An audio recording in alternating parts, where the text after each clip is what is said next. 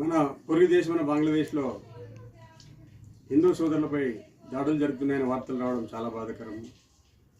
దీన్ని మైనారిటీ హక్కుల పరిరక్షణ సమితి తరఫున, అదేవిధంగా భారతదేశంలోని యావత్ ముస్లిం సమాజం తరఫున ఖండిస్తున్నాము. ఎందుకంటే ఏ దేశంలో అయితే మైనారిటీలో సురక్షితంగా ఉంటారో ఆ దేశం ఉన్నత స్థాయిలో ఉన్నట్లు లెక్క. మరి మనము ఇందిరాగాంధీ ప్రధానమంత్రిగా ఉన్నప్పుడు బంగ్లాదేశ్కు మన దేశ సైనికులు వీరోచితంగా పోరాడి ప్రాణాలు అర్పించి బంగ్లాదేశ్కు స్వాతంత్రం ఇప్పించడం జరిగింది. మరి తర్వాత పరిస్థితులు బాగున్నప్పటికీ కూడా ప్రస్తుతము అక్కడ ప్రభుత్వం మారిపోయి మత ఛాందసవాదము పెరిగిపోయి హిందువులపై దాడులు చేయడం అనేది చాలా దురదృష్టకరము. ఇది చాలా అన్యాయము.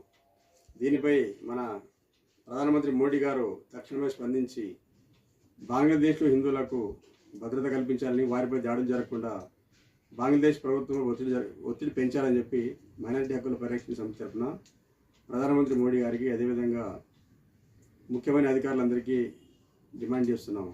ఎందుకంటే మన దేశంలో మరి 80 కోట్లకు పైగా ఉన్నటువంటి, సుమారు 100 కోట్లు ఉన్నటువంటి హిందువులు మరి ఈ విషయంలో ఎంతో బాధపడుతున్నారు. కాబట్టి వారికి సంఘీభావంగా ఈరోజు ముస్లింలను మేము కూడా ఈరోజు మరి వారి బాధలో పాలు పంచుకుంటూ ఖచ్చితంగా బంగ్లాదేశ్లో హిందువులపై ఏదైతే దాడులు జరుగుతున్నాయో వాటిని నివారించే విధంగా, వాటిని ఆపే విధంగా మన బీజేపీ కేంద్ర ప్రభుత్వం, ప్రధానమంత్రి మోడీ గారు దీనిపై చొరవ తీసుకోవాలని చెప్పి ఖచ్చితంగా అంతర్జాతీయ సమాజం బంగ్లాదేశ్పై ఒత్తిడి పెంచే విధంగా ఆయన తన రాజనీతిని ప్రదర్శించాలని, అదేవిధంగా ఐక్యరాజ్య సమితి ద్వారా కూడా బంగ్లాదేశ్పై ఒత్తిడి తీసుకొచ్చి అక్కడ మైనారిటీలైన హిందువులను రక్షించేందుకు, వారి భద్రతకు భరోసా కల్పించేందుకు భారతదేశం ఒక పెద్ద దిక్కుగా పనిచేయాల్సిన అవసరం ఉందని ఈరోజు విజ్ఞప్తి చేస్తున్నాము.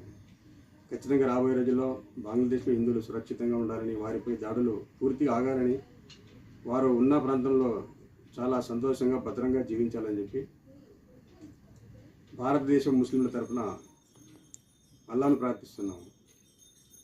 ధన్యవాదాలు. నా పేరు నూర్ అహ్మద్, మైనారిటీ హక్కుల పరిరక్షణ సమితి రాష్ట్ర కార్యదర్శి, ఆంధ్రప్రదేశ్, ఆదోని.